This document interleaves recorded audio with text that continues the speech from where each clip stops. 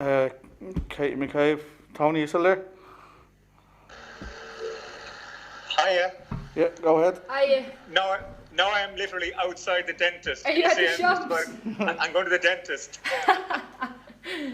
So, just two quick ones from me. And we've just been talking about Megan Campbell and her return to the squad. That must be a boost. She's been so important in the past. Is there a chance that she might play a part on Tuesday? Yeah, hopefully. Having Megan back is fantastic for us. Like what she can do on the pitch is unbelievable, and the presence off the pitch as well. She's so important to the team, and it's been a whole year since the last Ukraine game, and that game in itself just showed how important she was. And I mean, a throw in as well alone is unbelievable. That's a weapon in itself. So for us, we're just delighted to have her back in. Obviously, she's had a few injury issues over the course of the year, so obviously the physio team and staff will be making sure to get her 100% right. Whether she can start or not, I'm not too sure, but hopefully she can get some minutes. And the last game, there was such a build-up to it. We were talking about the charter, of course, and the importance of it. And no one can say you played badly. You played a really good game, but was the occasion so big, and how important will it be just to play a normal, natural game against Germany if you can? Yeah, I think obviously the occasion was massive, and of course we knew what was at stake, but I don't think the occasion got to us as such. I think in games like that you need a stroke of luck, and we just had no luck that evening. I think if we still had been playing there now, we wouldn't have scored. It just wasn't going in for us on the day. We're obviously frustrated because we did create some really good chances that we could have obviously even sealed a draw at least. But no, of course we were really disappointed after the game. But for us, there's still an opportunity to reach a playoff, and yes, it's against the Germans, and we know how strong they are. But for us, it's going in with a game plan and sticking to it and hopefully executing it. I'm sorry to remind you, but are you happy to stay on penalties? Absolutely, no doubt about it. I've not often missed a penalty, especially on a day like on the day we played obviously Ukraine. You knew what was at stake, and for it to hit the bar, I think I had a few sleepless nights over it. But look, that's in professional football. They don't always go in, but I made sure when I took my next one I'd score it, and I did. So I've obviously regained that confidence. Yes, it was with Arsenal, but we'll have a few penalty practices this week in training, no doubt, and hopefully we can pinch one on Tuesday. Best of luck to you. Thanks, Katie. Cheers, Tony. Paul Walsh. Thanks, Gareth. Hi, Katie. Hiya, Paul. Just on that, I hate to bring it up, on that miss, are you over it? Have you banished that memory? Of course, like I think it'll, as I said, I hurt for a while, a few sleepless nights, but yeah, I don't think it was just down to that penalty in the game. I think we created other chances as well that we could have finished them off. Of course, you've got probably the easiest shot of the game, and I hit the bar, but look, I think, as I said, it's professional football. Sometimes they don't always go in. It's about how you bounce back and how you move forward. And as I said, I took a penalty midweek with Arsenal, made sure I was forced up. Conti Cup, obviously different expectations out at the end of the game, but I needed to obviously regain that confidence, and I started it away. So yeah, I've put it behind me as such and moved on. You can only learn from it, and just as I said, I'll probably be having a few practice rounds with the keepers this week. Good stuff. And Alan Brown said after the Slovakia defeat that he received social media abuse because he missed a penalty in the penalty shootout. Did you receive anything like that? To be honest, I kind of kept off social media. I think I put a tweet up just to obviously show support to the fans. Obviously, that the massive support we had all week, and on the lead up to the game, just to obviously thank them.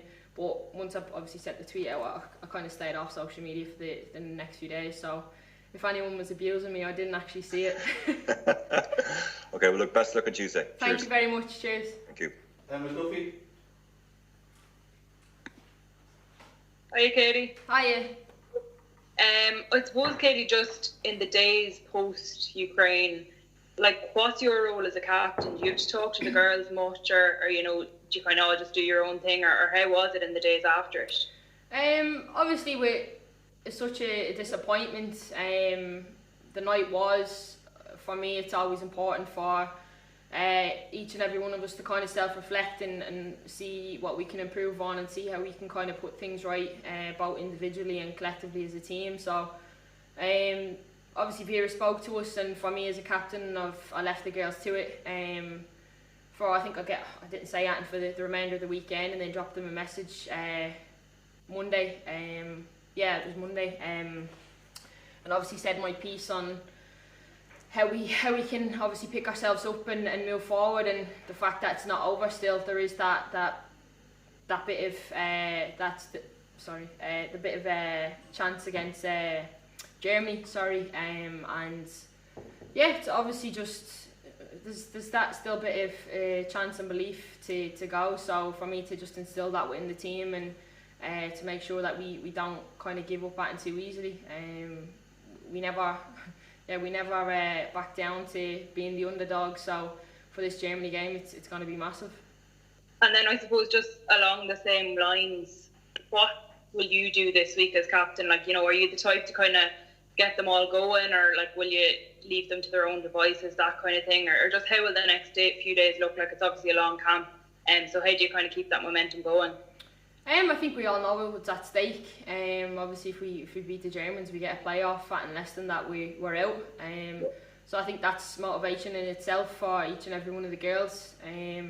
For me as a captain, I'll obviously be doing what I can on the pitch and leading by example on the pitch, and obviously getting the girls together, making sure we know our game plan.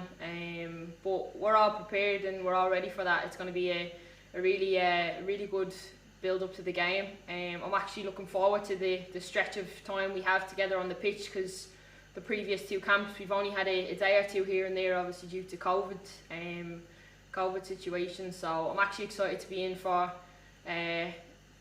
the best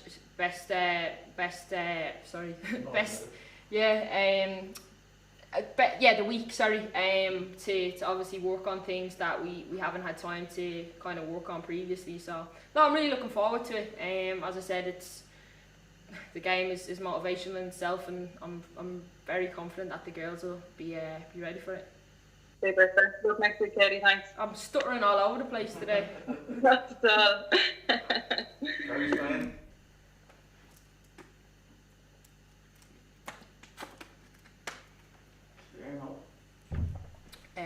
What's his name? Gary's playing now.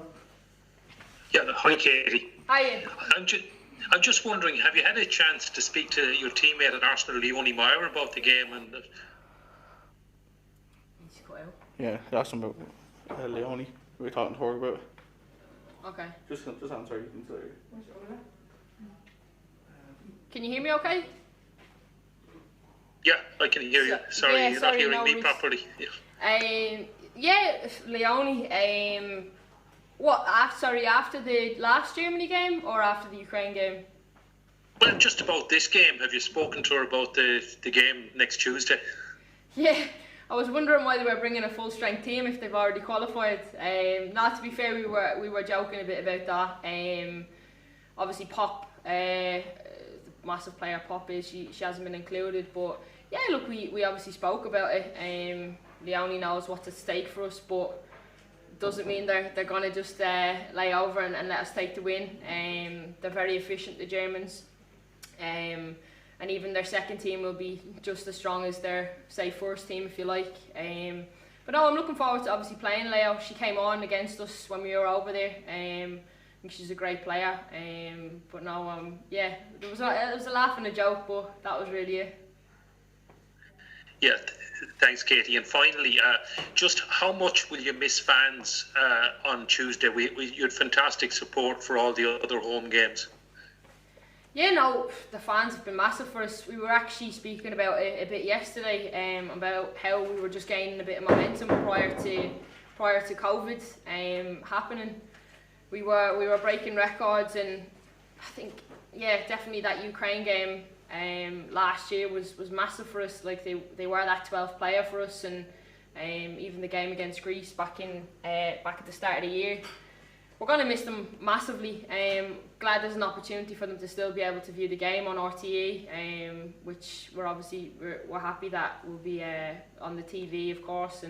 But they're so important. As I always say that the Irish fans are the best fans in the world. I'm probably a little biased, but no, I'm hoping. There was obviously some good news there in the UK that I think they're starting to introduce fans back into stadiums. So hopefully we can see that soon here in Ireland, and hopefully the new year.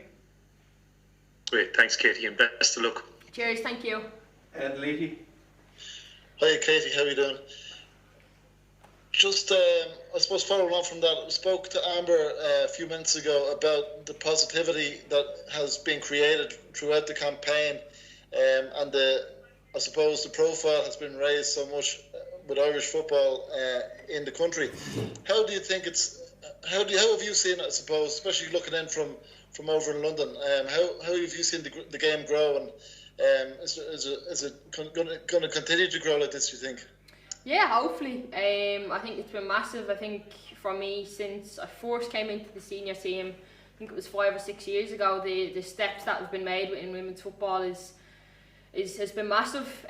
Do I think it can improve even further? Yes. I think it's so important for girls at grassroots level to be participating, and obviously because of, say, 20 by 20 campaign and the FAI, we're putting a lot of work into that. And I've got a young sister who's at the age where I think, she's just turned 12, 13, and she's at that age now where she can look to achieve to become a professional footballer. And for me, when I was 12 or 13, I didn't see that was possible, and that's because of all these little details of even us playing on the TV. Girls can sit at home and watch us and hopefully be like us one day. And I think as the 20 by 20 campaign kind of logo goes, you can't see it, you can't be it. I think it's so important. And for me, obviously playing in the UK, I see the leaps and bounds the WSL is taking, with having Eva Barclays come in back in 2019 to invest heavily into the league.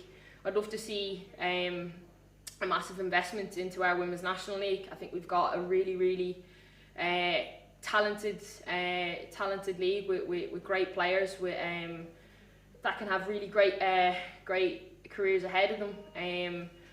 And for us to always have it to go to WSL or go to America or Australia, wherever it may be, let's keep them in Ireland and let's build off that. I'd love for us to progress the league even further. And obviously, Peamount, you see the edge. I think obviously Peamount were unlucky to get beaten by Glasgow in the Champions League, but Glasgow have been that bit more professional over the last number of years, and if we can start to close that gap, I think that'll even complement our national team even further. Cheers. And irrespective of the result on Tuesday, do you think the future campaigns that this team will bring in even more confidence, and we expect even better teams and better performances? Yeah, definitely. I think as well, like the players that we've got a lot more players playing professionally, and that just lifts the level in itself. We've learned a lot over this last campaign and even like the previous campaign, but we're starting to get a really good core group now, and we've built a lot, even though we've had limited time with Vera, obviously due to the pandemic. We've built we've made some great strides, and I'm really excited to see what the future holds for this team, and I'm just so happy and proud to obviously be leading that. Could I just ask you one quick one about the jersey for the match on Tuesday? I believe you're wearing new jerseys, bespoke women's jerseys. The FAI and the Umbro have made a big deal about this new jersey, especially for women. Is this something that you've had to ask for? Is it commonplace in Arsenal, or does it make much difference at all?